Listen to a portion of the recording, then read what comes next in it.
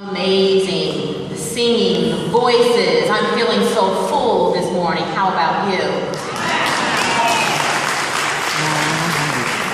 Well, welcome to you all, and thank you, Wendi, for that kind introduction. And I also want to thank Tammy and the entire MLK committee for the opportunity to be with you here at Douglas School. It is really a wonderful, humbling privilege to address all of you today.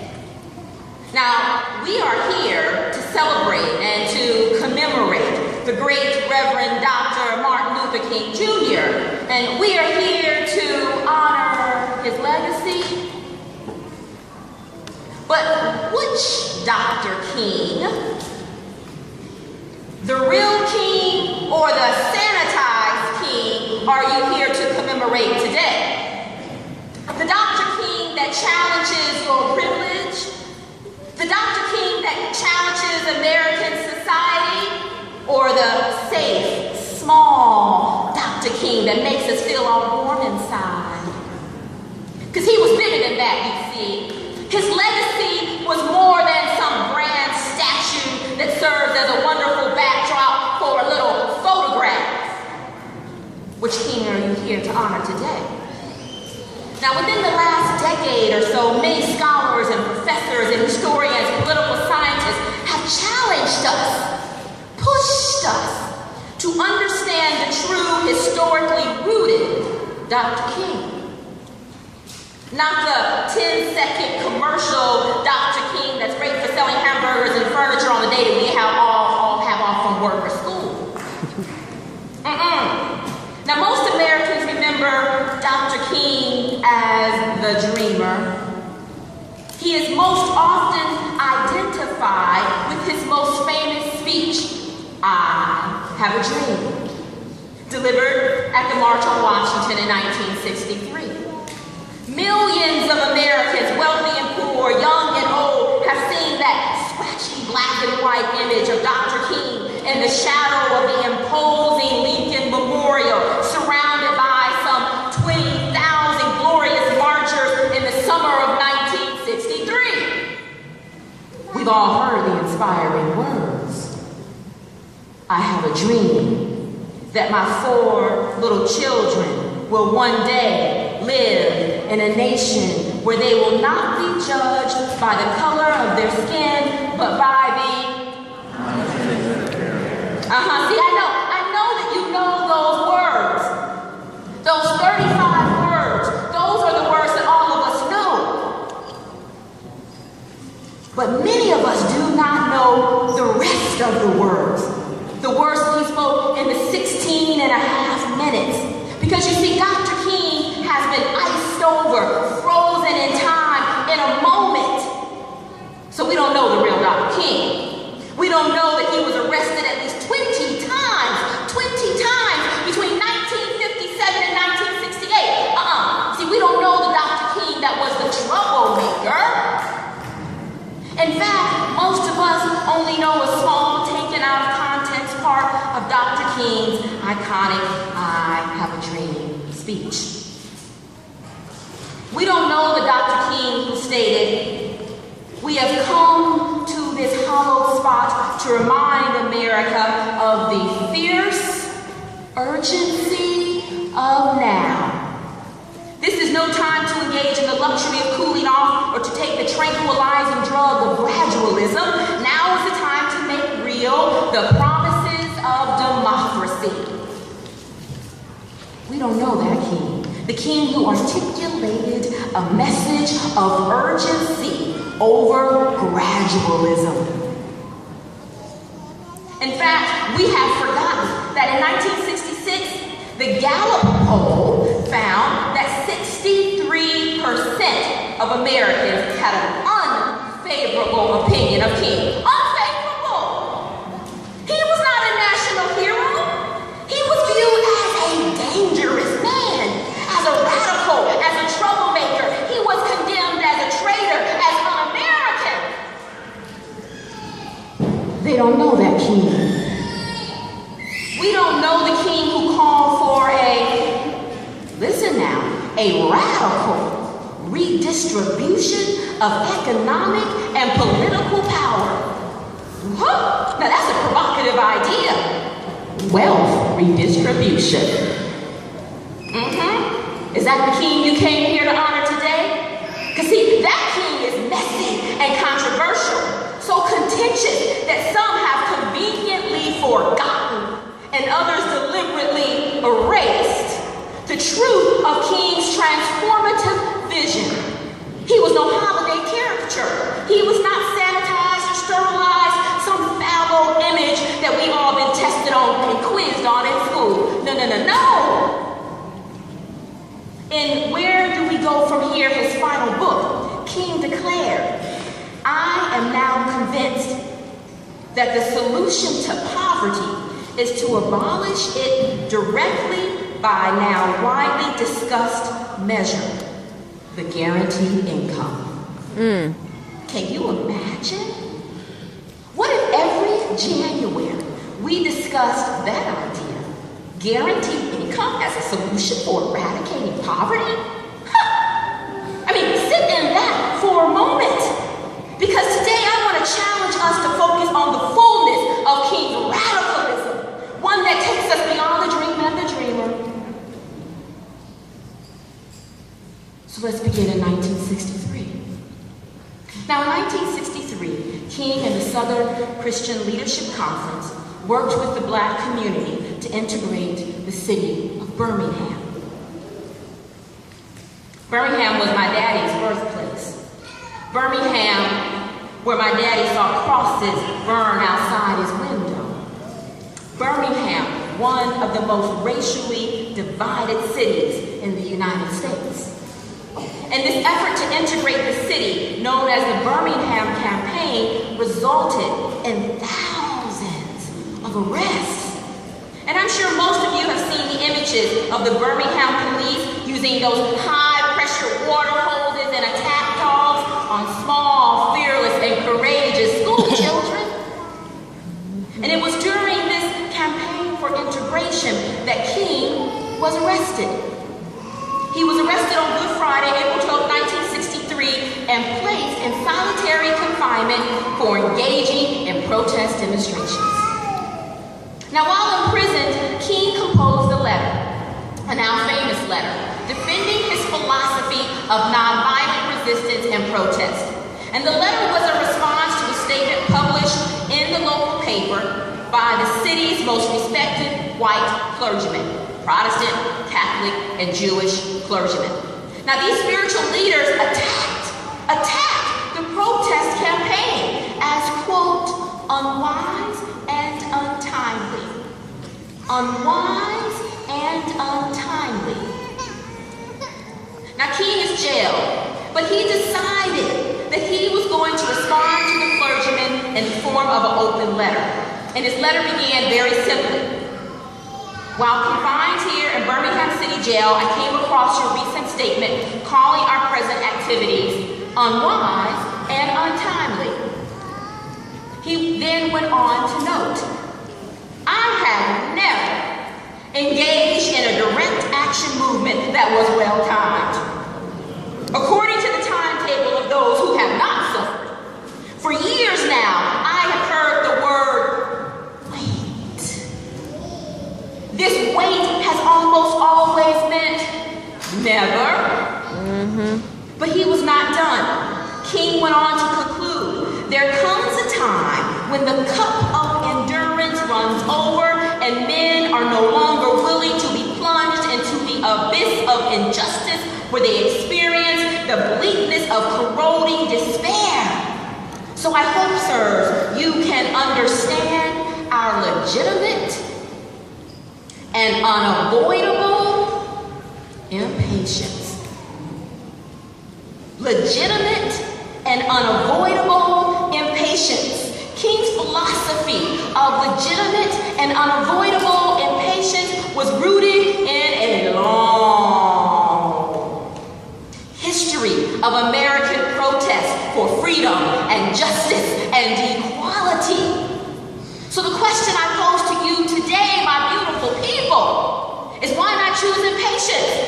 Because Because King told us justice too long delayed is justice denied.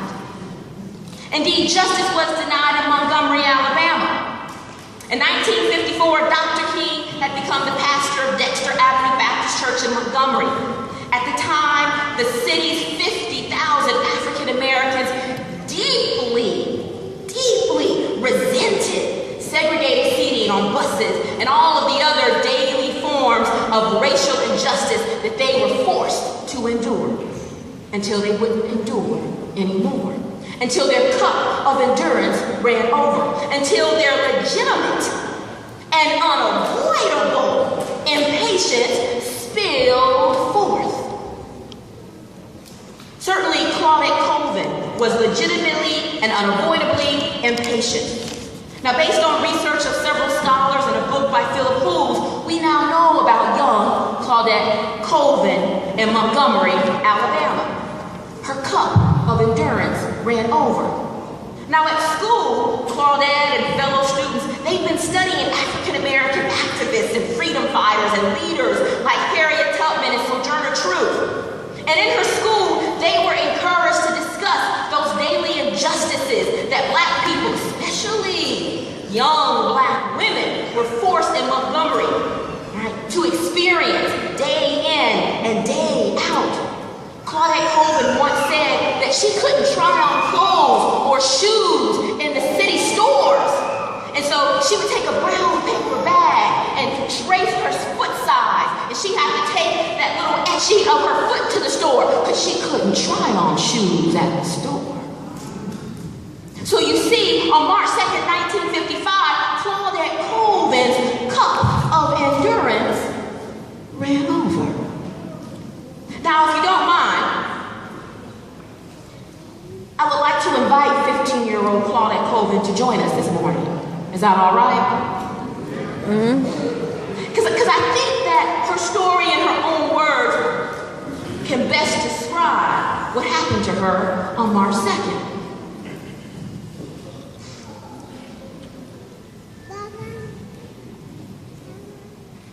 They told me to get up. I said, no, sir. Aren't you gonna get up, gal? He said. I said, no, sir. And he shouted at me. And I started crying so hard, but I did not move.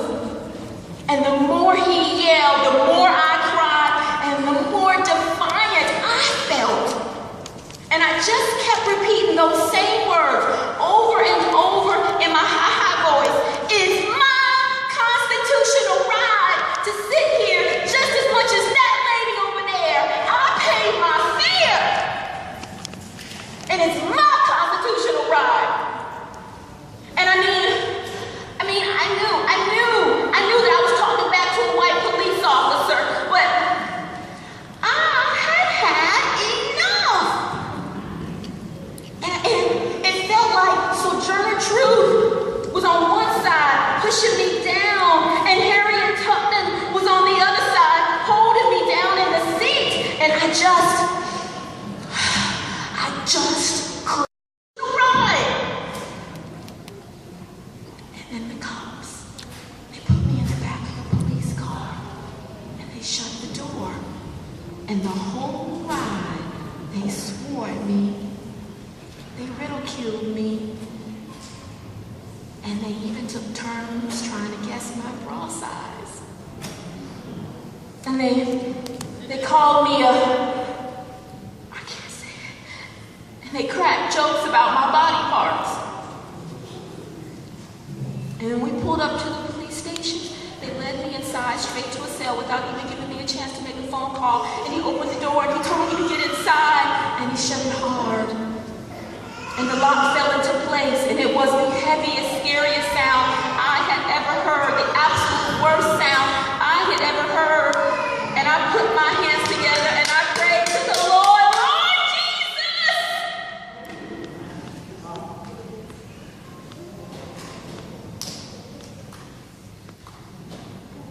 2 weeks later, Claudette Colvin met Rosa Parks.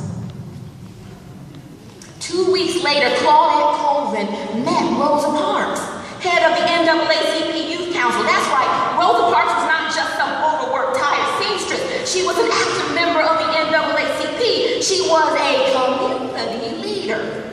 She was not the first person to defy segregated seating on a bus in Montgomery.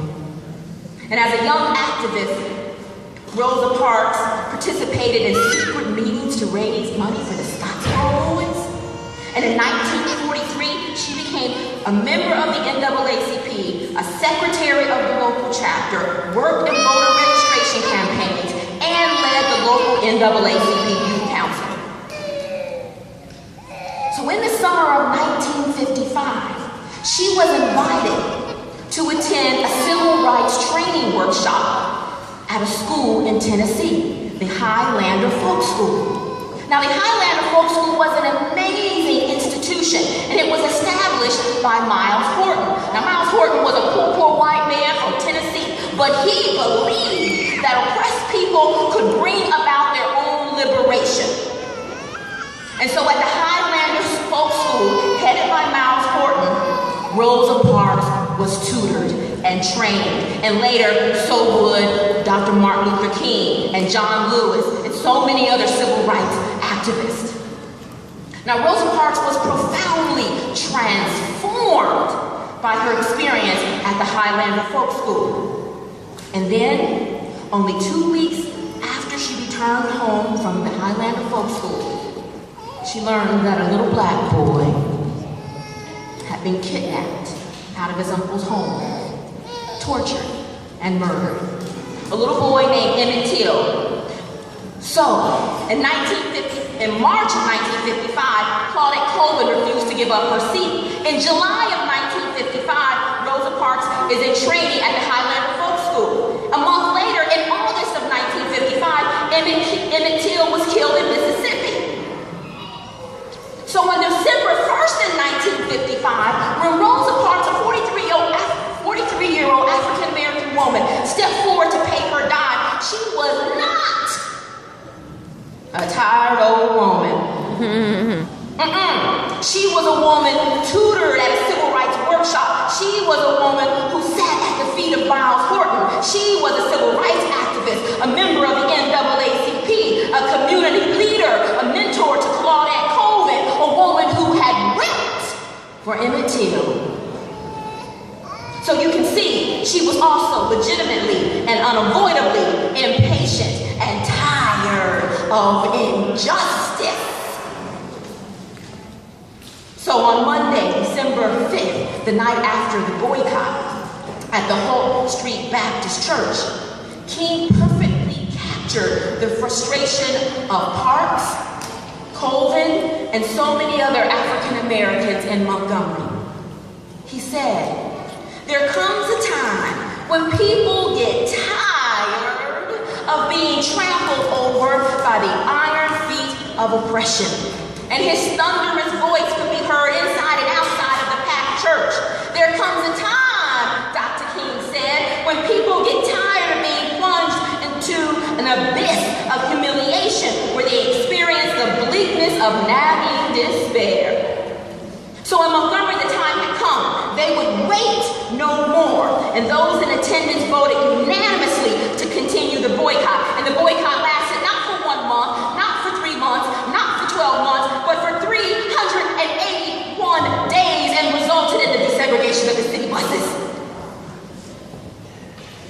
So I've shared Claudette Colvin and Rosa Parks' story with you to point out that most often we learn or celebrate these iconic figures. But when we learn about these folk, it's a sanitized history, and often a forgetful history, a distorted history, a mythologized history that does not allow us to honor the courageous people who stood up for justice and equality. And we must reject with all of our being that version of history. So today, we must decide which king we are here to commemorate. We must honor the king who refused to be silent. He said, We must speak with all humility that is appropriate to our limited vision, but we must speak. So we must speak, my friends. We must speak. Because if we are to attain justice, if we are going to resolve the thorny issues of the day, if we are going to be a part of creating a more beautiful, a more peaceful, a more perfect tomorrow, we must break our silence. We must be impatient for justice, impatient for equality, like Claudette Colvin, like Rosa Parks, like Dr. King, and so many others. And we must seek freedom and justice with urgency. And so today I want to challenge you to honor the radical king, because the sanitized king will not guide us in this complicated 21st century. A frozen character of king will not help us deal with the messy challenges that we most certainly will face in 2015. A diluted version of the great man will not help us stand up for those who have been pushed back, shut down. No, the real king gave his life for those who were pushed back, shut down, and shut out.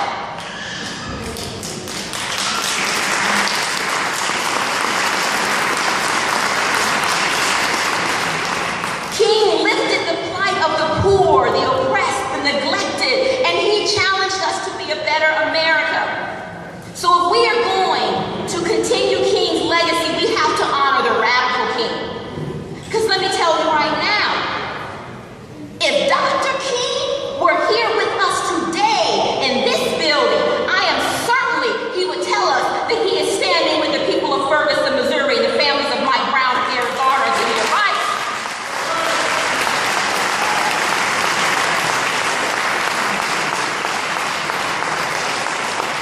If Dr. King were here today, he would participate in voter registration drives and Moral Monday protest campaigns against voter repression.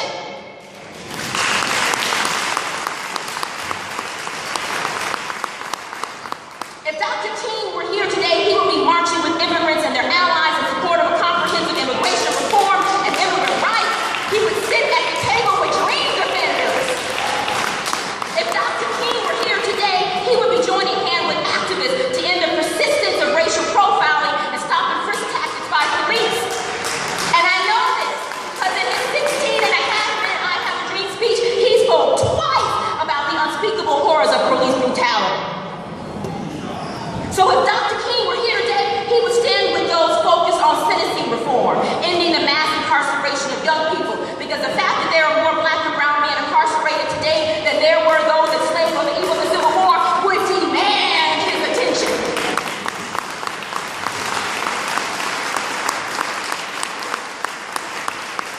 If Dr. King were here today, he would most certainly join hands with his Hindu, Muslim, Jewish, Sikh, Christian brothers and sisters and speak of love, not hatred and annihilation and destruction. And if Dr. King were here today, he would stand with workers fighting for a living wage and the right to unionize. He would walk side by side with Walmart employees, McDonald's employees, hotel maids and janitors, and other folks struggling to simply survive.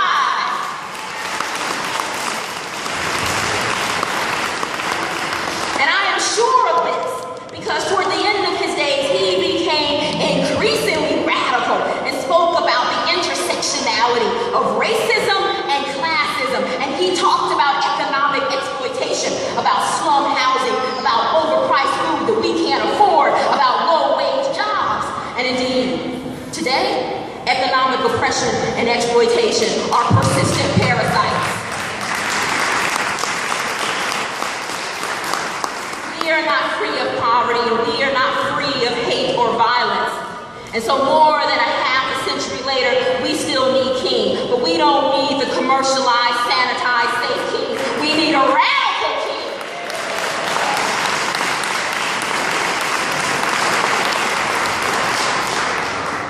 He said, it isn't easy to stand up for truth and justice. Sometimes it means being frustrated. And when you tell the truth, take a stand. Sometimes it means that you will walk the streets with a burdened heart. Sometimes it means losing a job. means being abused or scorned. So King wasn't asking us to take the easy road. He was asking us to risk our privilege, our status, our family's approval, perhaps even our lives for something greater, for a generation unknown. He asked us to challenge those in power. In 1967, when speaking to a group of union leaders, King said, "Negroes are not the only poor in the nation. They are nearly twice as many white poor as Negro, and therefore the struggle against poverty is not involved solely with color or racial discrimination, but with economic injustice." And so not too long after that speech, he announced plans for a Poor People's Campaign, a plan to occupy the National Mall in Washington, D.C., and to pressure President Johnson's administration to do something about poverty. But he never had the chance. He never had the chance to participate because at the age of 39 on April 4th, 1968, he was assassinated in Memphis, Tennessee. And in his final speech in Memphis the night before he was slain, King told the crowd that he had seen the promised land. And even if he didn't live long enough to actually get there, he believed that America would get there one day. But we haven't arrived yet.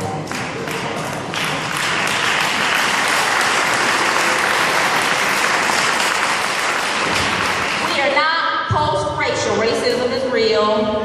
We are not all middle class. Poverty and hunger are real.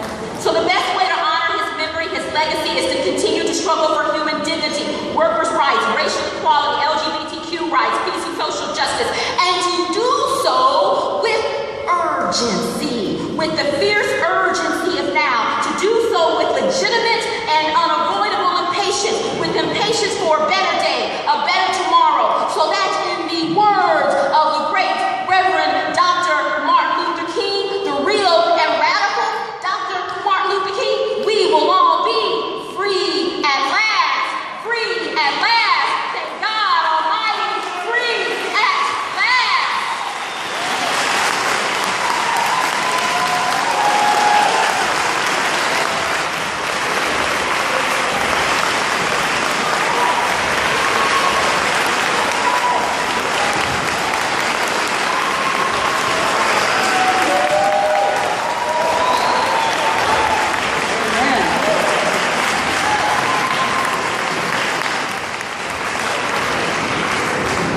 With that said,